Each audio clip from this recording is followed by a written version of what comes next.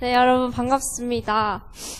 이 영상으로 함께 예배하고 있을 친구들과 그리고 여기 이 자리에 함께 모인 임원 친구들 그리고 이 자리에 함께 하시는 교사 선생님 모두 반갑습니다. 우리가 이렇게 영상으로 예배를 드리게 된 게 참 안타깝기도 하고 마음이 아프기도 한데 이러한 상황 속에서도 예배할 수 있음이 참 은혜인 것 같고 참 감사할 일인 것 같아요.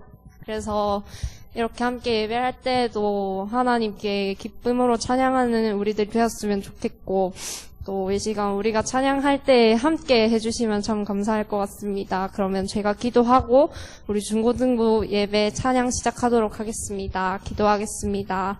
사랑이신 하나님 아버지, 오늘도 이렇게 하나님 찬양할 수 있고 예배할 수 있음에 참 감사합니다. 하나님, 이 시간 우리가 올려드리는 예배를 또한 찬양을 하나님께서 홀로 기쁘게 받아주시고 이 시간 우리의 예배를 온전히 주관하여 주십시오. 감사드리며 예수 그리스도의 이름으로 다 함께 기도드렸습니다. 아멘.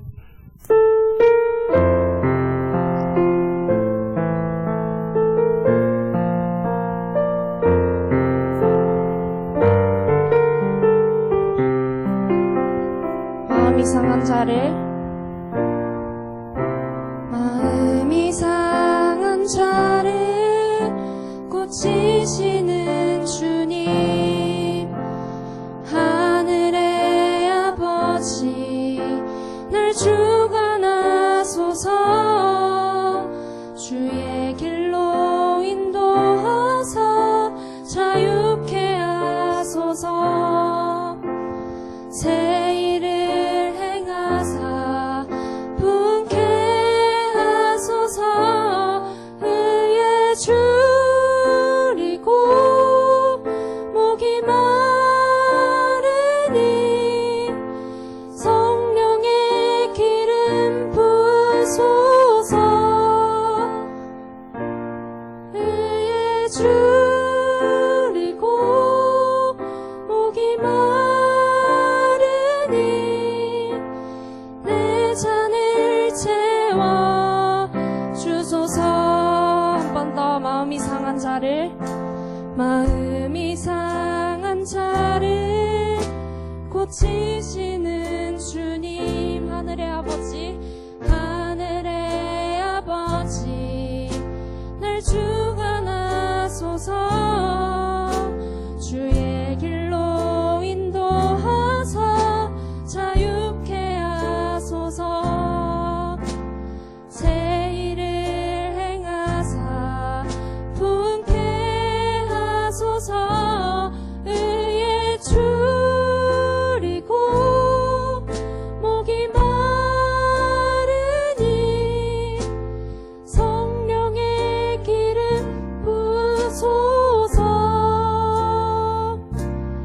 의에 줄이고 목이 마르니 내 잔을 채워 주소서.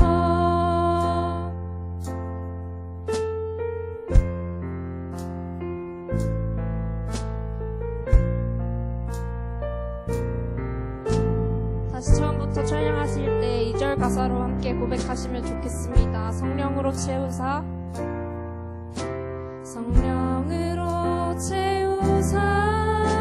주 보게 하소서.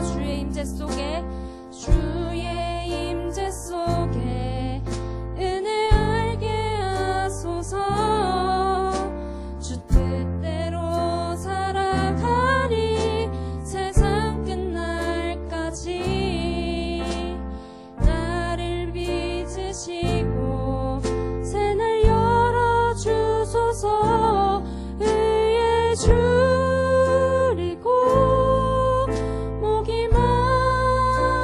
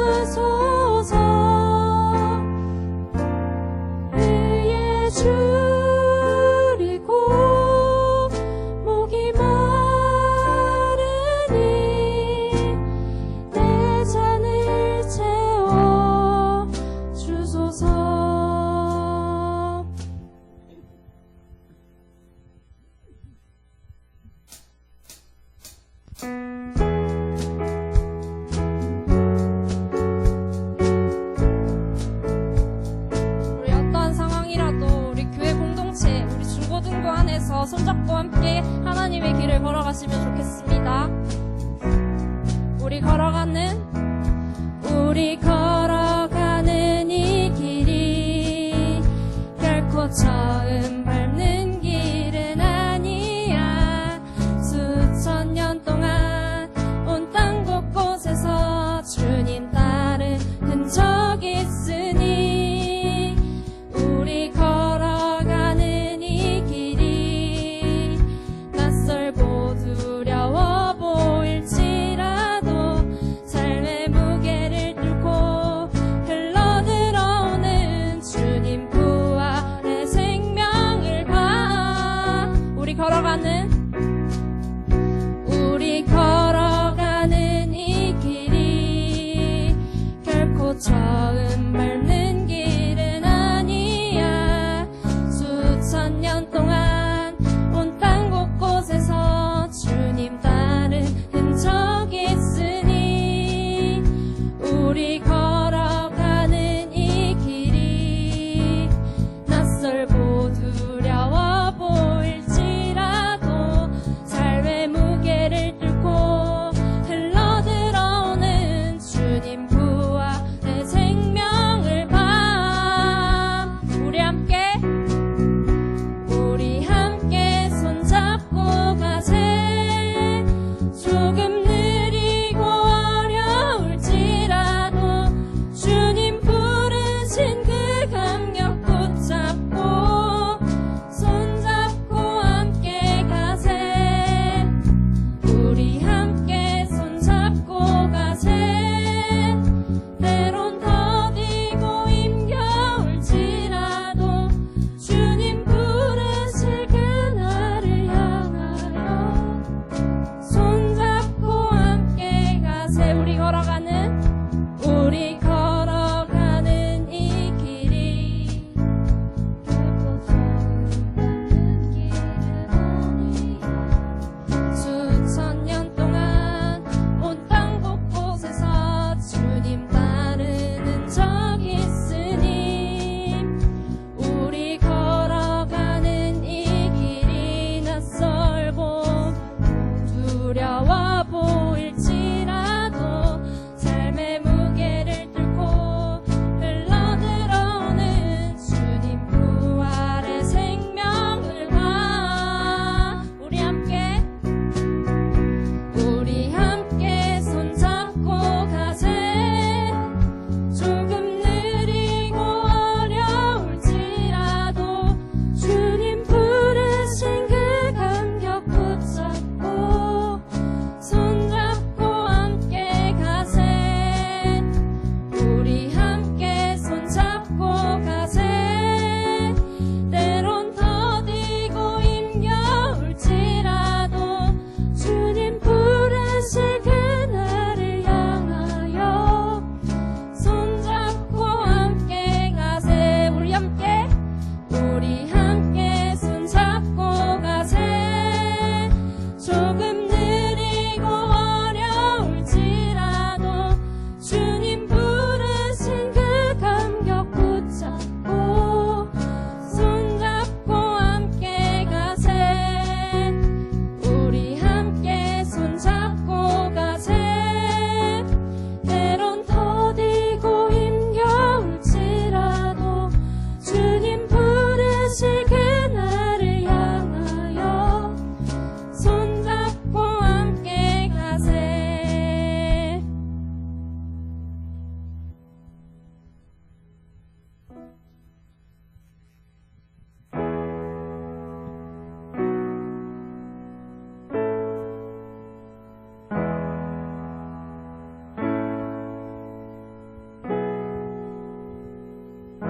함께 하나님 날 위해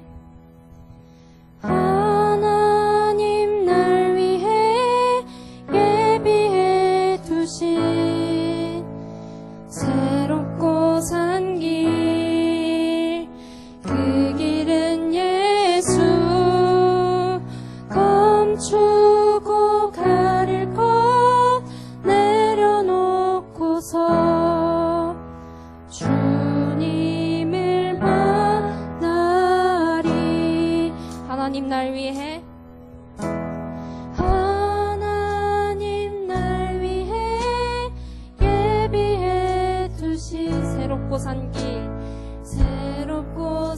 참 길, 그 길은 예수, 그 길은 예수. 감추고 가릴 것 내려놓고서 주님을 만나리. 영생은 하나님과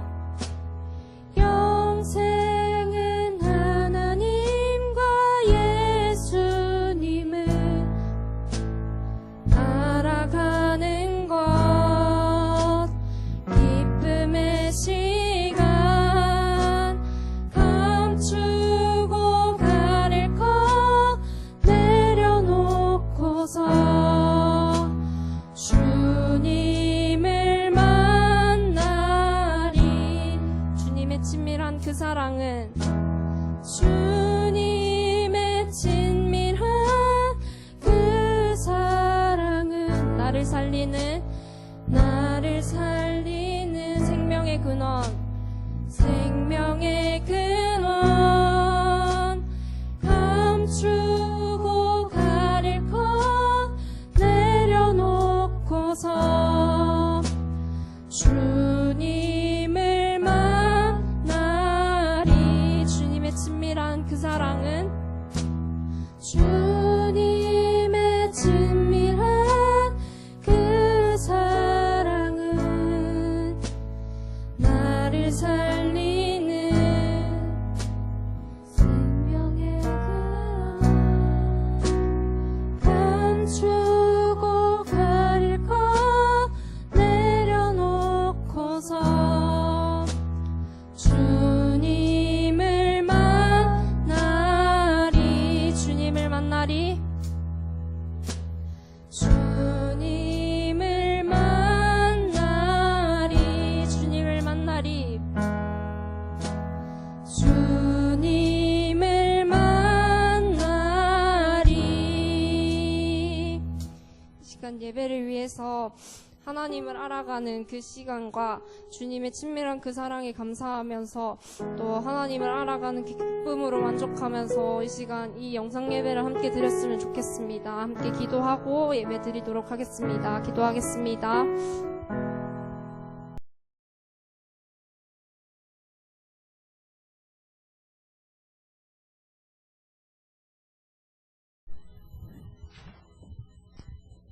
다 함께 사도신경으로 주께 신앙 고백 드리도록 하겠습니다. 전능하사 천지를 만드신 하나님 아버지를 내가 믿사오며 그 외아들 우리 주 예수 그리스도를 믿사오니 이는 성령으로 잉태하사 동정녀 마리아에게 나시고 본디오 빌라도에게 고난을 받으사 십자가에 못 박혀 죽으시고 장사한 지 사흘 만에 죽은 자 가운데서 살아나시며 하늘에 오르사 전능하신 하늘 우편에 앉아 계시다가 저리로서 산자와 죽은 자를 심판하러 오시리라. 성령을 믿사오며 거룩한 공예와 성도와 서로 교통하는 것과 죄를 사하여 주시는 것과 영이 다시 사는 것과 영원히 사는 것을 믿사옵나이다. 아멘. 찬송가 200장 찬양 드리도록 하겠습니다.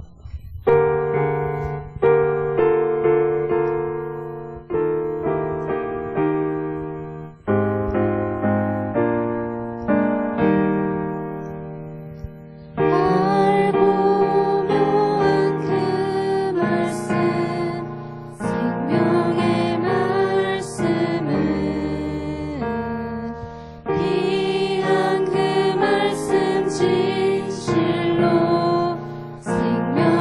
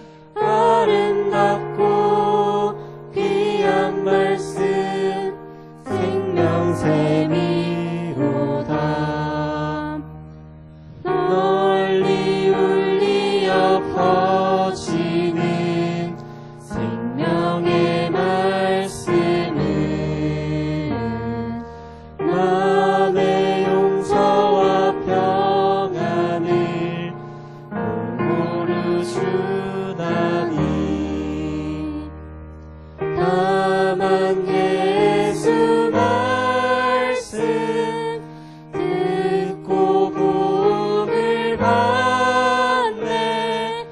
아름답고 귀한 말씀 생명샘이로다. 아름답고 귀한 말씀 생명샘이로다. 아멘. 황은찬 형제 대표 기도 드리도록 하겠습니다.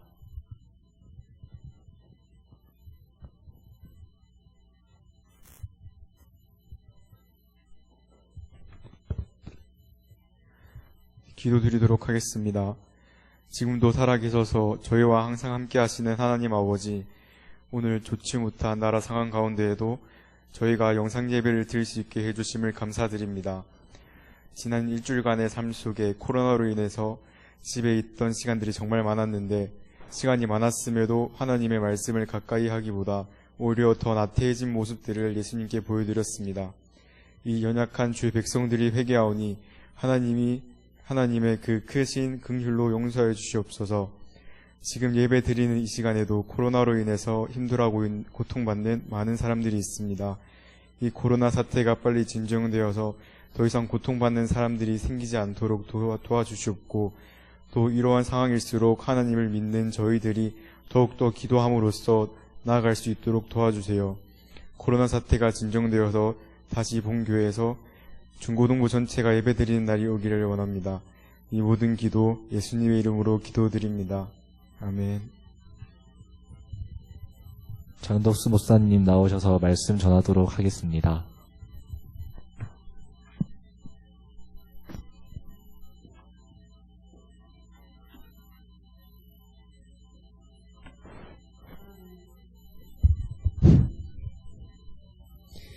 하나님의 말씀, 출애굽기 14장 14절 말씀 함께 봉독하도록 합니다. 하나님의 말씀, 출애굽기 14장 14절 말씀 함께 봉독합니다. 자, 다 찾으셨죠? 자, 같이 읽겠습니다. 시작. 여호와께서 너희를 위하여 싸우시리니 너희는 가만히 있을지니라. 아멘. 자, 우리는 오늘 말씀을 위해서 잠시 기도하겠습니다. 하나님 감사합니다. 오늘 또 귀한 주일을 맞이해서 영상 예배로 하나님 앞에 예배 드립니다. 우리 친구들 교회에 오지는 못하고 집에 있지만 우리의 마음과 정성, 중심이 온전히 하나님께만 집중할 수 있도록, 그래서 예배 드리고 찬양을 드리고 하나님께서 우리에게 선포하시는 말씀에 집중할 수 있도록 축복하옵소서. 우리의 신령한 예배, 진정한 이 예배를 기뻐 받아 주시옵소서. 예수님의 이름으로 기도드립니다. 아멘. 자, 여러분, 이 출애굽기 14장의 14절 말씀, 여호와께서 너희를 위하여 싸우시리니 너희는 가만히 있을지니라. 이 말씀은 출애굽을 할 때 홍해가 앞에 있고 뒤에는 애굽의 군대가 추격을 해올 때, 이때 하나님께서 이스라엘 백성들에게 하신 말씀 중에 하나예요. 너희는 가만히 있어라. 너희는 가만히 있어라. 그럼 왜 가만히 있느냐? 하나님께서 너희를 위하여 대신 싸워줄 터이니 너희들은 가만히 있어라. 고 안심을 시키고 약속을 주시는 말씀인 것을 볼 수 있어요. 그런데 사실 이때 백성들이 가만히 있는 것은 굉장히 힘든 일이에요. 불안하거든요. 염려되고 걱정되거든요. 뭐라도 하나 해야지 가만히 있는다는 것은 굉장히 어려운 이야기예요. 그러나 이때에도 하나님이 일하신다, 하나님이 우리를 위하여 싸우신다라는 확신이 없으면 가만히 기대하는 것은 어려운 일이다. 그러나 하나님께서는 분명히 말씀했습니다. 너희를 위하여 싸우시리니 너희는 가만히 있을지니라. 자, 이 말씀을 생각하면서 오늘 우리가 함께 나누고자 하는 말씀의 이 배경은 예루살렘이 멸망하던 시기, AD 70년의 시대적인 배경부터 한번 시작하도록 하겠습니다. AD 70년보다 몇 년 전 앞에를 보면 AD 64년 있죠? AD 64년에 로마의 황제는 네로였어요. 네로. 그런데 AD 64년에 로마에 대화재 사건이 일어났어요. 로마를 14개 구역으로 나누는데 그중에 11개 구역이 불이 난 거예요. 그러니 로마가 얼마나 큰 난리가 났습니까? 그래서 아무리 황제라고 할지라도 이 사건에 대해서 책임을 져야 되는 부담감이 있는 거예요. 그래서 이 네로 황제가 이 책임을 기독교인들에게 전가시키면서 기독교인들이 불을 질렀다라고 하면서 기독교인들을 핍박하는 하나의 큰 핑계거리가 되었던 그 시기에 로마에서는 이처럼 억울하게 네로 황제에 의해서 핍박을 당했다고 한다면 이제 장소를 옮겨서 저기 지중해 옆에 이스라엘 땅 예루살렘 성에는 어떤 일이 벌어졌느냐? AD 60년, 64년보다 4년 앞선 AD 60년에는 이 로마에 보내야 될 세금이 다 거치지 않으니까 이 로마 군인들이 어떤 일을 했냐면 그 예루살렘 성전에 들어가서 성전에 있는 보물들이 있어요. 보물들. 그거를 빼앗아 가지고 와서 그거를 로마 정부에 세금으로 내는 거예요. 그러니까 예루살렘 성에 사는 이스라엘 백성들이 다른 건 참아도 성전을 짓밟고 보물을 도둑질하고 뺏기고 이런 일은 감당하기가 굉장히 힘든 일이죠. 그래서 가이사랴라고 하는 지역에서 로마 정부를 향하여 이 폭동이 일어났어요. 폭동이. 근데 폭동이 일어나니까 이거 가만히 둘 수 없다. 이래가지고 그 로마 정부에서 군대를 보냈어요. 그 군대를 이끌고 온 장군이 베스파시아누스라고 하는 이 장군이 군대를 이끌고 와서 이스라엘을 점령을 합니다. 그런데 이때 이스라엘 사람들도 고분고분 당하지 않았던 것 같아요. 이 로마 군대가 이스라엘을 공격하는 데 있어서 자그마치 8년 동안을 공격했어요. 8년 동안. 전쟁이 8년 동안 벌어진 걸 볼 수 있는데 이때 로마 군인들이 가이사랴 지역을 아주 그냥 잔인하게 진압을 했다고 하는 거예요. 그런데 AD 68년이에요. 8년. 이때 네로 황제가 죽어요. 그리고 로마 정부로부터 급하게 그 베스파시아누스 장군에게 연락이 옵니다. 베스파시아누스가 황제의 후보가 되는 거예요. 그러니까 이 베스파시아누스 장군이 자기 아들 디투스에게 그 전쟁을 맡기고 로마로 귀환합니다. 그래서 로마에 들어가서 베스파시아누스가 황제가 됩니다. 그러면서 그 아들 티투스가 계속해서 예루살렘 성을 정복을 해요. 예루살렘 성을 무너뜨리는데 일부 열심당원들이 그 마사다라고 하는 사해에서 4km 떨어진 곳에 고원처럼 높은 지역이 있어요. 높이가 434m인데 거기에 들어가서 저항을 하는데 자그마치 3년 동안을 버티다 결국은 900여 명의 유대인들이 자살을 함으로 멸망당하게 됩니다. 그래서 이스라엘이 완전 멸망을 하게 되는 것을 볼 수 있습니다. 자, 여러분 보세요.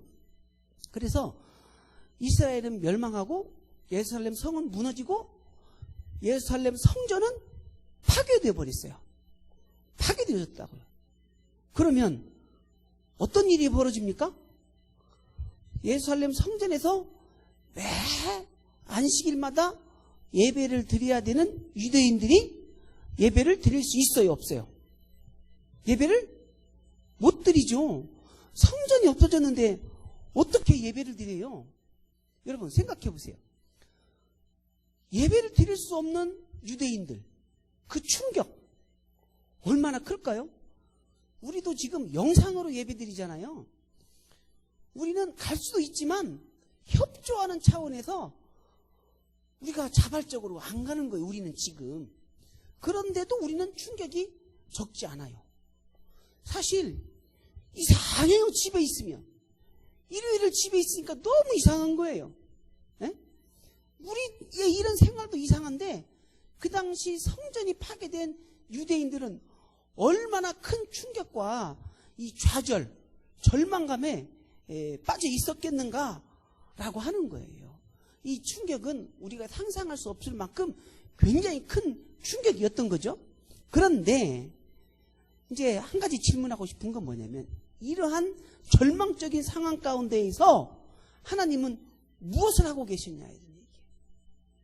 하나님은 뭘 하고 계셨냐 이 말이에요. 그 성전은 하나님께 예배드리는 성전이에요. 그 성전의 주인은 하나님이에요. 그런데 하나님께 예배드리는 성전이 회파되고 파괴되고 하나님께 예배드리는 백성들이 로마 군대에 의해서 무참하게 죽어가고 있을 때 하나님은 뭐하고 계셨냐? 과연 하나님은 지금도 그때에도 살아계신 하나님이며 이 세상의 역사를 다스리시는 주권자, 주인이시냐? 라고 말할 수 있느냐? 라고 하는 거예요. 이 부분을 한번 살펴봤으면 좋겠어요. 여러분, 예루살렘 성전은 파괴되었다고 해서 하나님의 나라가 없어진 게 아니에요. 무너져버린 게 아니에요. 하나님의 나라는 새롭게 탈바꿈하면서 더 발전된 모습으로 일어나고 있어요. 자, 먼저 생각해 봅시다. 성전의 파괴로 인해서 제사장 그룹이 없어져요. 제사장이 할 일이 없어졌어요. 그 제사장이 없어져요. 그러니까 제사가 없어진 거예요. 그러면 제사가 없어지니까 처음에는 당황스럽고 큰 충격을 받았겠지만 대신 이제는 회당에 모여서 예배드리는 중심보다는 말씀 공부 중심, 말씀 중심으로 예배의 형태가 바뀌어요. 그래서 제사장 중심에서 랍비 중심, 제사 중심에서 성경 중심으로 이 신앙의 모습이 바뀝니다. 그 다음에 두 번째, 이것도 중요한 문제인데 그 당시 대부분은 유대인이에요, 여러분. 유대인. 예루살렘 성전에서 예배드리는 사람들은 유대인이에요, 유대인. 기독교인이 아니에요. 그런데 성전이 파괴됨으로 말미암아 그 충격에 빠진 건 유대인들이란 말이에요. 그죠? 그때 기독교는 아주 작은 분파였어요. 소수의 작은 숫자, 작은 분파에 지나지 않았어요. 그런데 유대교가 성전을 잃으면서 이 기독교 작은 분파가 확장이 되면서 전 세계적으로 퍼져나가기 시작했다는 것이 놀라운 일이에요. 자, 무슨 얘기냐면 유대교는 성전을 잃었지만 기독교인은 삶의 터전을 잃었어요. 먹고 살 게 없어요. 전쟁터니까. 파괴됐으니까. 그래서 기독교인들은 어쩔 수 없이 주변 지역으로 이사를 가요. 흩어져요. 자, 흩어진다. 예루살렘을 떠나 주위로 흩어진 그리스도인을 영어로 뭐라고 그러냐면 디아스포라. 디아스포라라고 하는 말은 굉장히 중요한 말이에요. 그래서 기독교인들이 주변으로 흩어집니다. 흩어져서 뭐합니까? 먹고 살려고 흩어졌지만 흩어진 그곳에서 곳곳에 모여서 일요일마다 모여 예배를 드려요. 말씀 공부를 해요. 그러면서 이웃들에게 복음을 전파해요. 예수님을 전하는 거예요. 그래서 예루살렘에 있던 작은 분파 기독교가 이제 디아스포라 그리스도인에 의해서 주변 지역으로 또 더 나아가 헬라 지역으로 예수님이 퍼져 나가는 거예요. 복음이 확장되는 거예요. 그래서 유대교 종교는 약화됐지만 기독교는 세계적인 종교로서 발돋움하는 새로운 시작점이 되었다. 이런 이야기예요. 여러분, 그런데 이 일을 누가 하셨냐? 이런 얘기. 누가 했냐고요? 기독교인 중에 특별히 탁월한 인물 지도자가 있어서 그 사람이 했나요? 아니잖아요. 하나님이 하신 거예요.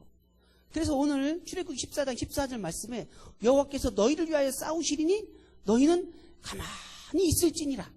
너희들이 가만히 있어도 하나님은 일하신다.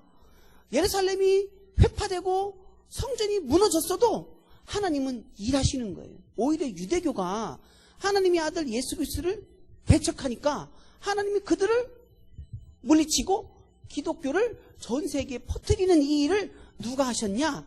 하나님이 하셨다. 이런 이야기. 자, 한 가지 더 살펴볼 게 있어요. 뭐냐면 예루살렘이 완전히 멸망한 것은 AD 70년입니다. AD 70년.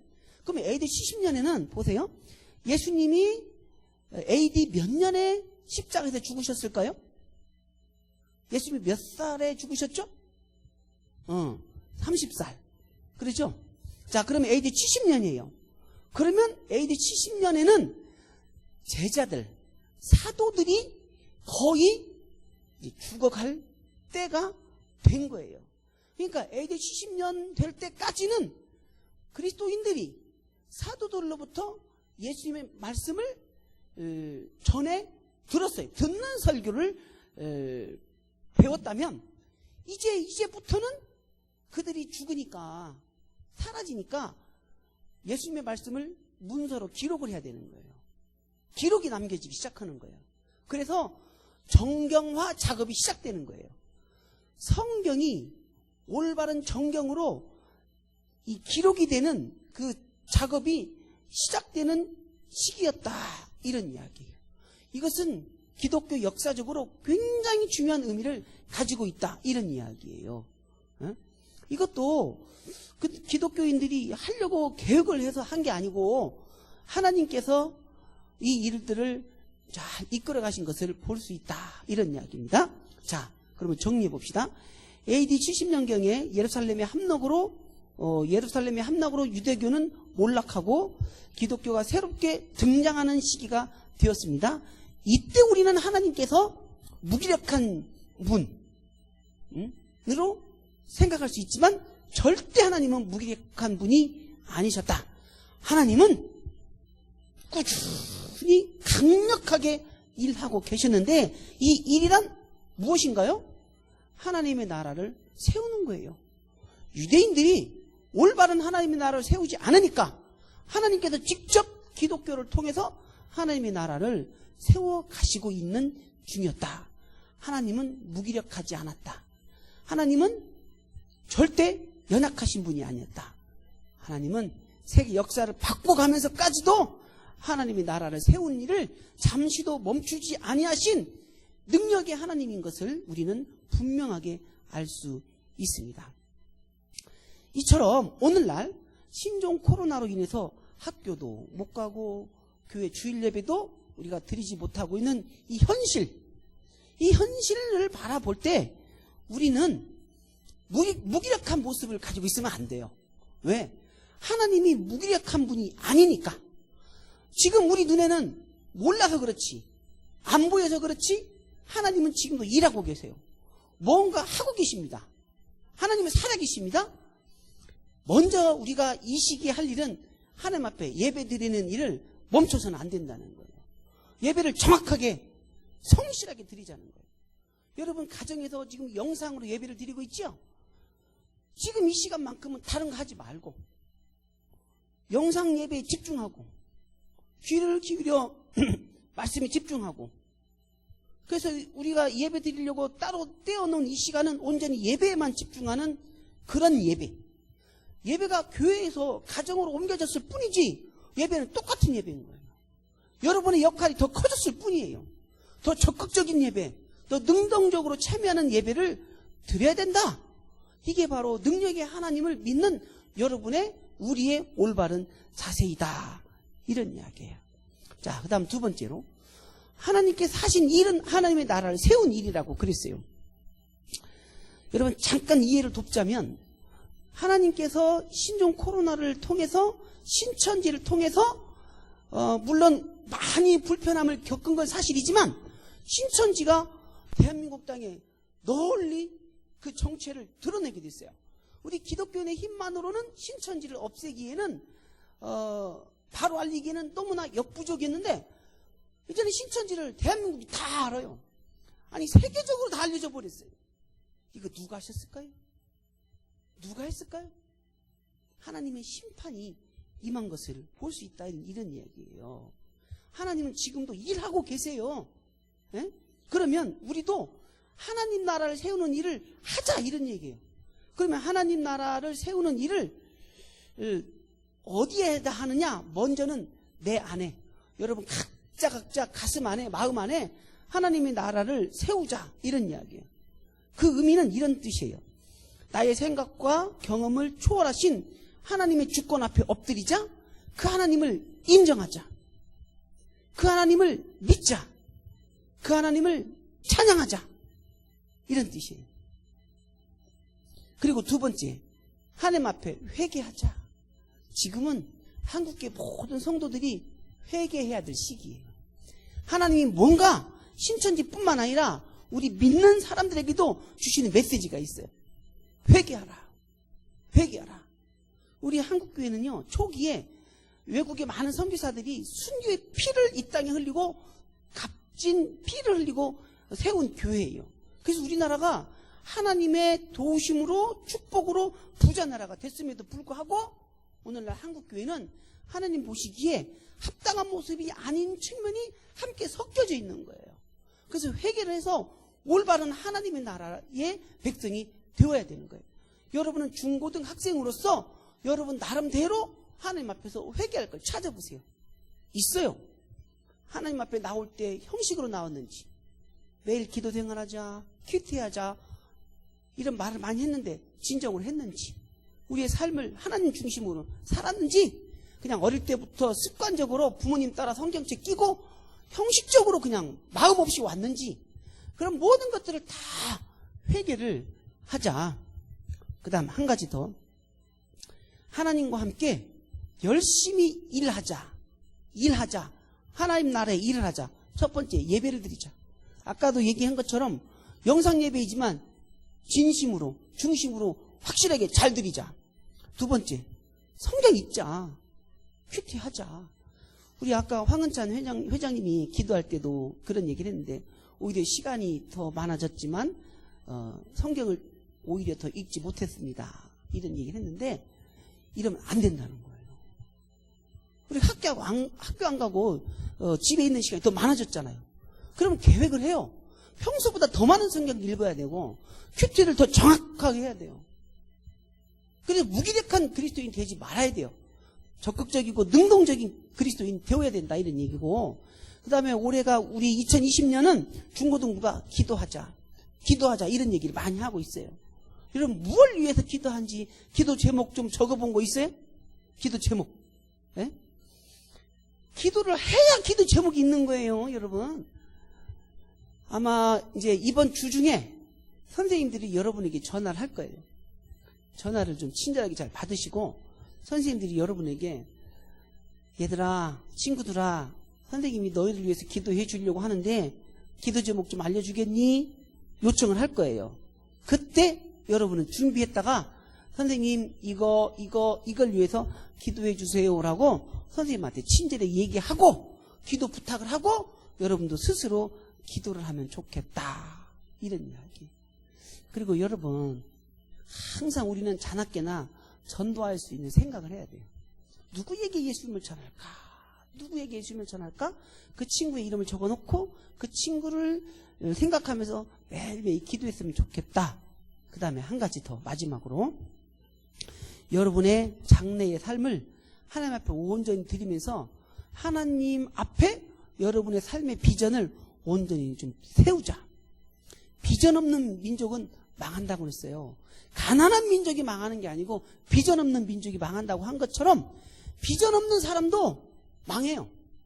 그런데 우리의 비전은 뭐 내가 앞으로 장래에 무슨 직업을 가져서 뭐 좋은 직장을 갖자, 이런 게 아니고 하나님 나라의 일꾼으로서 하나님 나라를 세우기 위해서 내가 어떤 비전을 세워야 될 것인가에 대해서 심각하게 고민하고 기도하는 그런 기회를 삼으면 좋겠다. 그래서 하나님이 일하실 때 여러분도 같이 하나님과 열심히 일을 하는 하나님의 귀한 백성, 하나님의 귀한 자녀, 하나님을 닮은 하나님의 능력 있는 믿음의 자녀들이 되기를 주님의 이름으로 축원드립니다. 자, 기도하겠습니다. 하나님, 예루살렘 성이 무너지고 이스라엘이 멸망할 때 하나님은 아무것도 안 하신 것 같고 하나님은 패배한 것 같지만 결코 그러지 않습니다. 하나님은 승리하신 분입니다. 하나님은 하나님 나라의 일을 세우기 위해서 강력하게 일하고 계셨습니다. 오늘날도 하나님은 살아계십니다. 강력하게 일하고 계십니다. 우리는 그 하나님을 믿는 하나님의 자녀들입니다. 하나님의 자녀답게 예배에 집중하고 하나님 나라의 일을 열심히 세워나가는 우리 한 사람 한 사람 될 수 있도록 축복하옵소서. 무기력한 자 되지 않게 하시고 하나님처럼 능력 있고 역동적인 하나님의 사람 되게 하여 주시옵소서. 감사드립니다. 예수님의 이름으로 기도드립니다. 아멘. 이제는 우리 구주 예수 그리스도의 은혜와 아버지 하나님의 크신 사랑과 성령의 감화감동 교통 충만하심이 하나님을 닮아 하나님처럼 능력 있고 강력하게 하나님의 일을 세워나가기를 소망하는 우리 모든 학생들과 선생님들 머리 위에 이제로부터 영원토록 함께 할지어다. 아멘.